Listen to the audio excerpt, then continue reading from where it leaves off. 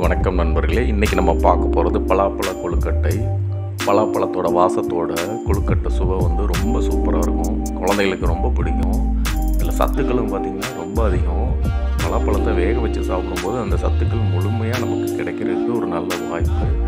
இந்த பலாப்பழத்தில் vitamin, mineral, தாது, நார்ச்சத்து ரொம்ப அதிகம். இதை குழந்தைகளுக்கு அடிக்கடி செய்து கொடுத்துட்டு வாங்க, ரொம்ப நல்லது. வாங்க இந்த வீடியோக்குள்ளே பார்க்கலாம் எப்படி செய்யலான்னு.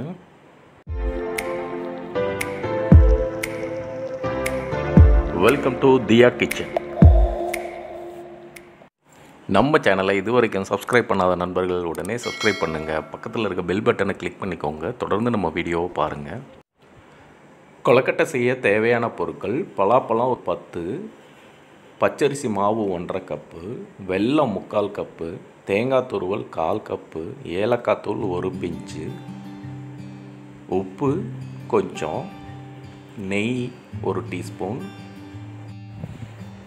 பலாப்பழத்து உள்ளே இருக்க பலாக்கொட்டை, தோல் இதெல்லாம் எடுத்துடணும். பலாக்கொட்டையை நம்ம குழம்பு வைக்க எதுக்காவது பயன்படுத்திக்கலாம்.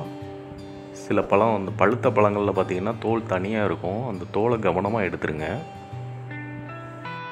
பலாப்பழத்தை ரொம்ப சிறு சிறு துண்டுகளாக ஆக்கிக்கணும். சாப்பரில் போட்டு இந்த மாதிரி நல்ல பொடுசாக ஆக்கிக்கிட்டோம்.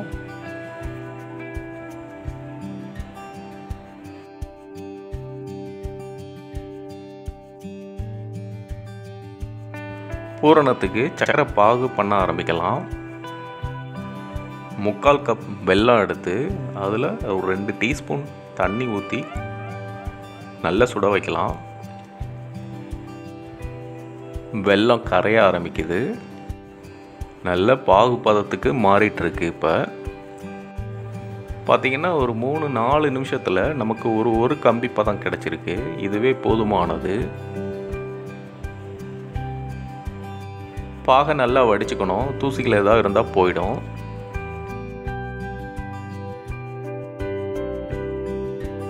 வெள்ளைப்பாகோட பலாப்பழத்தை சேர்த்துக்கலாம். அதோட தேங்காய் துருவல் ஒரு 1/4 கப்பு அதையும் சேர்த்துக்கணும்.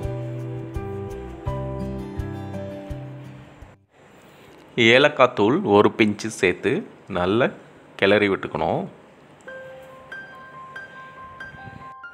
பூரணத்தை இந்த மாதிரி கையில் கூட நல்லா பிசைஞ்சு எடுத்துக்கோங்க.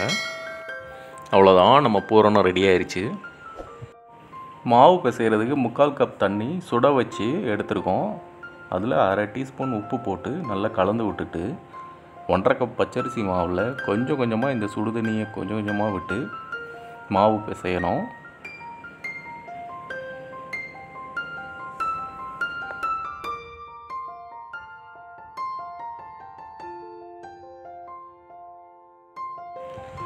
ஒரு டீஸ்பூன் நெய்யும் சேர்த்துக்கலாம். சேர்த்துட்டு நல்லா பிசைய போகிறோம். நல்லா பிசைஞ்சிருக்கோம். ஒரு 2-3 நிமிஷம் நல்லா சப்பாத்தி மாவு மாதிரி நல்லா பிசைஞ்சிருக்கோம்.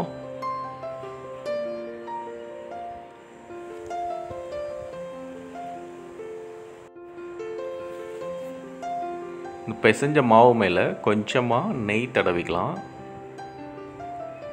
நல்லா சாஃப்டாக இருக்கும். மேலே கொஞ்சமாக நெய் தடவி வச்சுக்கலாம். உருண்டைகள் செஞ்சுக்கலாம்.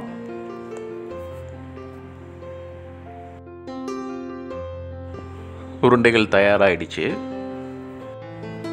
வாழை இலையில் தான் நம்ம கொழுக்கட்டையை வேக வைக்க போகிறோம். இந்த அளவுக்கு நல்ல அகலமாக வாழை இலையை கட் பண்ணி வச்சுக்கலாம். கொழுக்கட்டை வேக வைக்கிறதுக்கு இட்லி பானையில் கொஞ்சம் தண்ணி விட்டு தண்ணியை சூடு பண்ண ஆரம்பிக்கலாம்.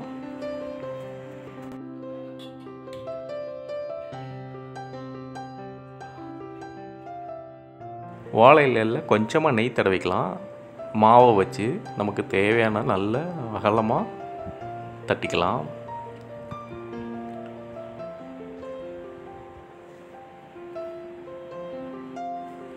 பூரணத்தை நடுவில் நல்ல நிறைய வச்சு சுற்றி மாவு கொஞ்சம் கேப் இருக்க மாதிரி பார்த்துட்டு மடித்து வச்சுக்கணும். அந்த மாவு சுற்றி அரை வட்டம் கரெக்டாக ஒட்டணும். ஒட்டிட்டு நல்லா மடிச்சுக்கோங்க. இந்த மாதிரி மடித்து வச்சு நம்ம இட்லி தட்டு மேலே வச்சிடலாம்.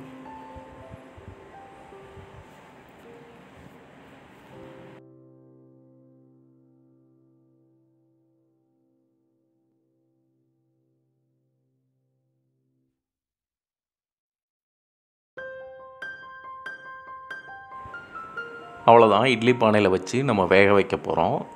கரெக்டாக ஒரு 7-8 நிமிஷம் ஆகும் வேகிறதுக்கு. மூடி போட்டு வேக வைக்கலாம். கொழுக்கட்டை ரொம்ப அருமையாக வாசமாக சூப்பராக ரெடி ஆயிடுச்சு.